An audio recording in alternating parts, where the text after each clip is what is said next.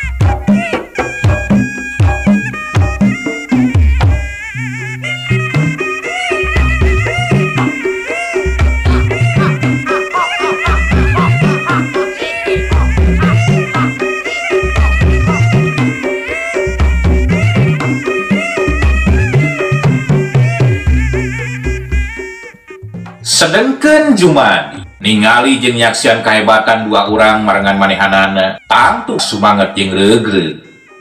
Sakali-kali manehanana miluna rajang.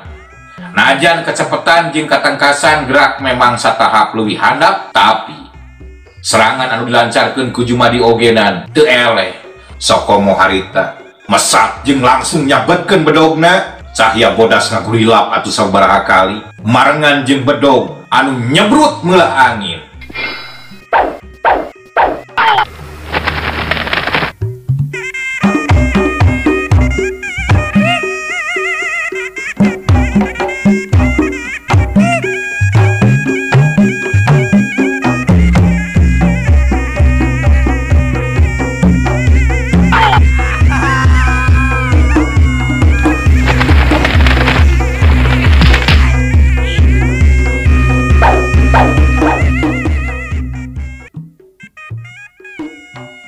Tetela dina waktu eta mah Jumadi ogenan teu bisa dilalawurakeun.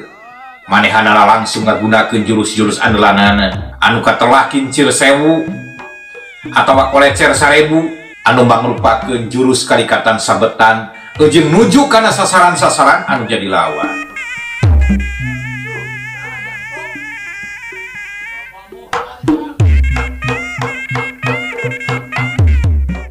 Sakali waktu bedog Jumadi harita teh muter lalat atuh anu kacida ngabahayakeunana lamun kurang-kurangna bisa nyingkahan kana eta panaraja.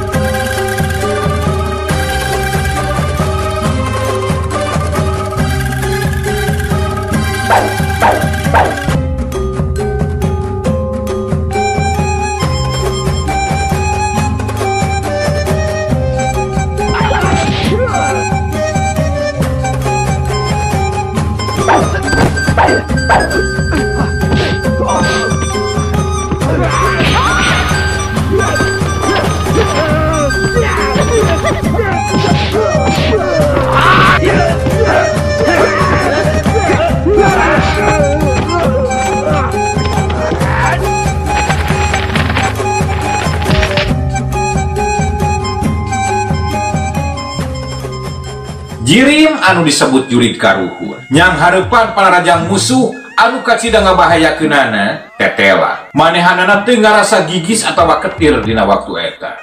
Ngandalkeun kecepatan gerakna jirimna luncatan nyingkahan serangan-serangan anu datang ti lawan. Diri ibarat kalangkang jirim Jurid Karuhun luncat ka ditu luncat ka dieu bari jeung sakali mangsa manehanana ogenan teu kaliwat ngabales ku serangan anu teu eleh ngabahayakeunana.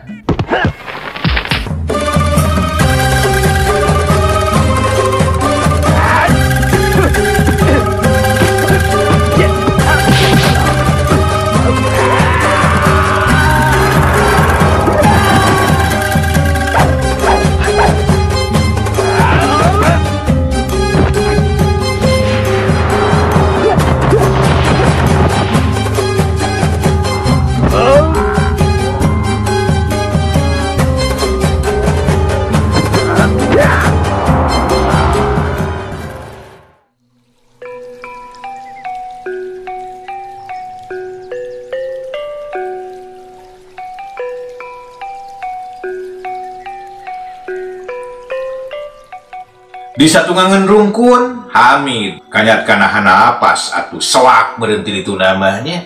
Ngapanana diatur, sedengkeun panona rutret kaditu kadieu, lir ibarat mung tinggalin nyaksian anu harita keur kajadian tarung.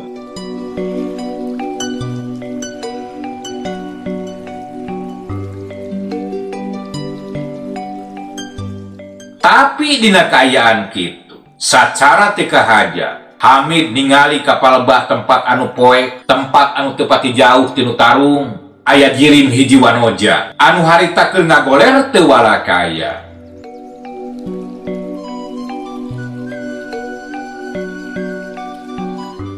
Hamid sajongjongan mabengong manehanana teh, tumanya dina jero hatena, saha eta jirim anu aya dina waktu eta.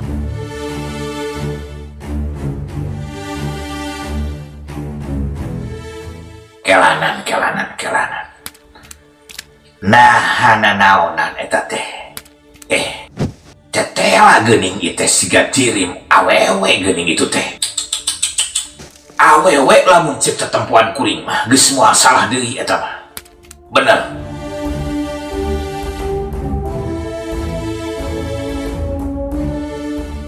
Da tilik-tilik kita tadi beda atuh. Antara jirim lalaki jeung jirim awewe, tapi nyata eta mah bener hiji awewe. Cigana wanoja deui. Alah.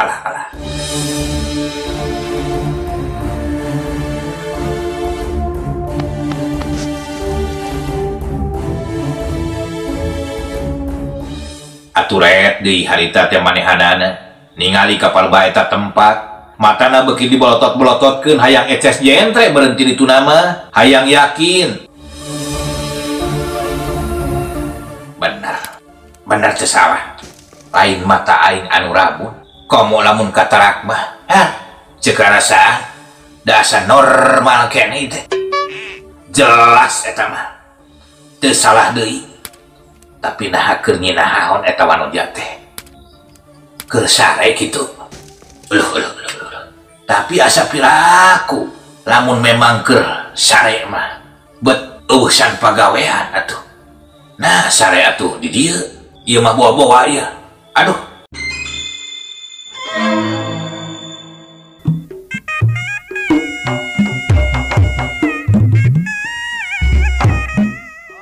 Omongna deui dina jero hatena bet ngadadak ngarasa teu enak dina waktu eta. Inget kana kajadian anu geus-geus. Ngeunaan naon rupa sabaraha kali anu geus kajadian di lembur manehanana. Nyatana lembur bungbulan.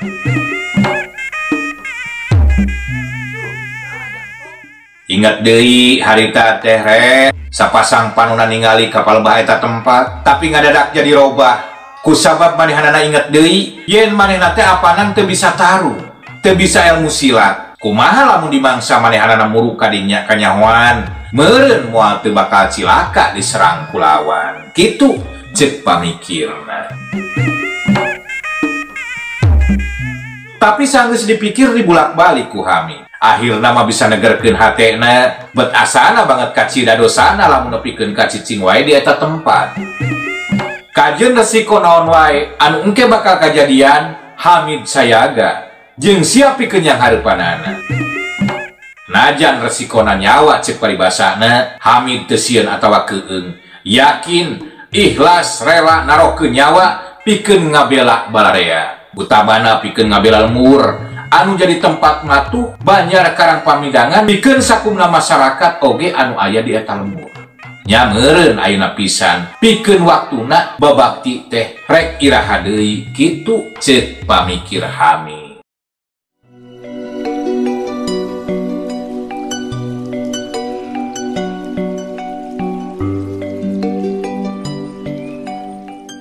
Tungtung nama Hamid teh nekat manehanana.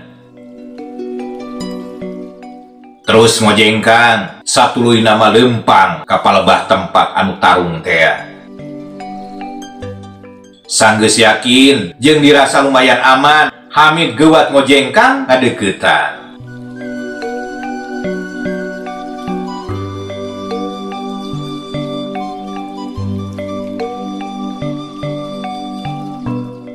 Bletek, teka haja sabelah sukuna nincak rang-rangkai renjag Hamid ngarenjag atur leuwas ngan untungna teu ngagaruahkeun kaayaan anu keur tarung.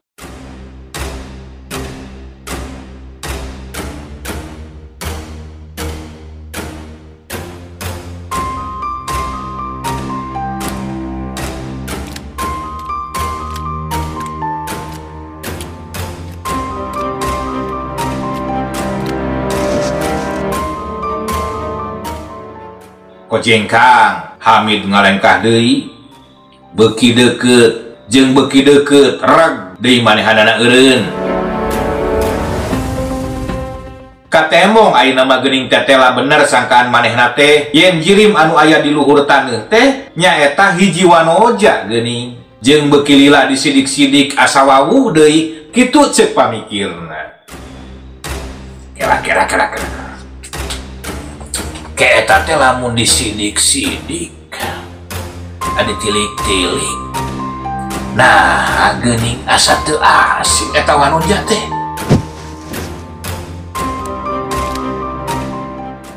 Pikeun aing mah asa geus kungsi manggihan eta wanoja teh.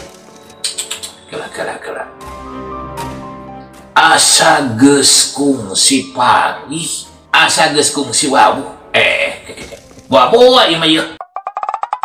Aduh, Bray, Hamid ngadadak ingat ka Ki Juminta. Anu nyatana Ki Juminta teh apanan bogaeun incu awewe anu ngaranna Ranti. Sigana buah-buah bener. Jirim anu harita aya di hareupeun manehna teh nyaeta Nyi Ranti. Kitu ceuk pamikirna.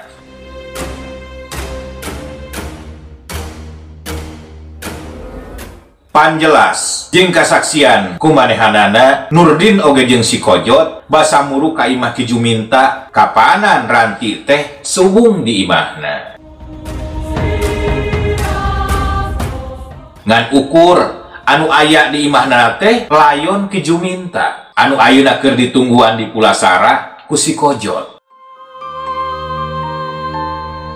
Moal salah ieu mah yakin eta wanoja teh pasti Nyi Ranti. Moal salah deui ieu mah.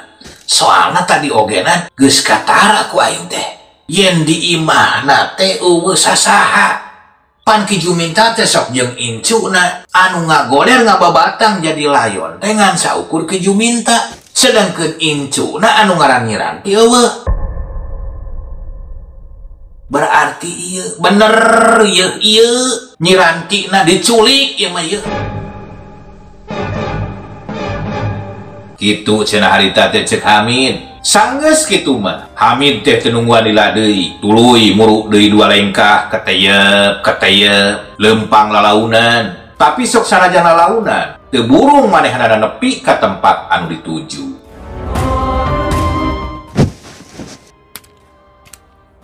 Pet deui Hamid teh nitenan kana kaayaan anu keur tarung harita.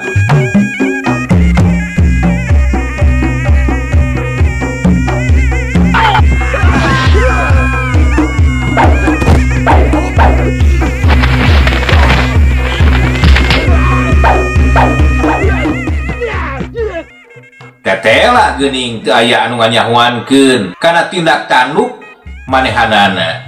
Geus kitu mah krowak Hamid geuwat mangku awak Ranti harita teh gancang dibawa ka tempat anu kira-kira aman, dijauhkeun ti nu keur begalan pati.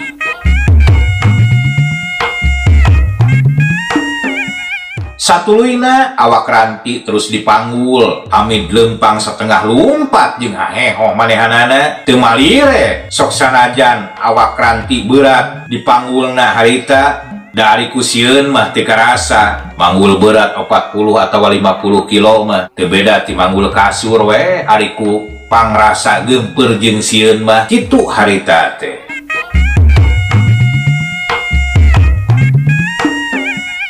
Teu lila barang tepi atuh harita teh ngadadak watosna seep muhun hapunten nu kasuhun kanggo sadayana. Hapunten nya rupina urang cekapkeun dugikeun ka dieu heula hancagarapan jejer carios jurig karuhun hasil karangan Kang Yuda Karana garapan simkuring Mang Acil Gentra Suara dicekapkeun dugikeun ka dieu heula. Insyaallah urang tiasa tepangdi dina bagian anu salajengna. Hapunten nu kasuhun sakali deui Boh Billy Bobor sapanon carang sapakan dagung cukup lumur siapunten. Itunya tina naon rupi kaluputan kalepatan simkuring anu dihaja sareng anu teu dihaja. Nah, hapunten pisannya tina kabodohan simkuring. Permios sanes teu sono pamitan sanes besenan dipungkas kubillahi bil haq. Wassalamualaikum warahmatullahi wabarakatuh. Cagper mios.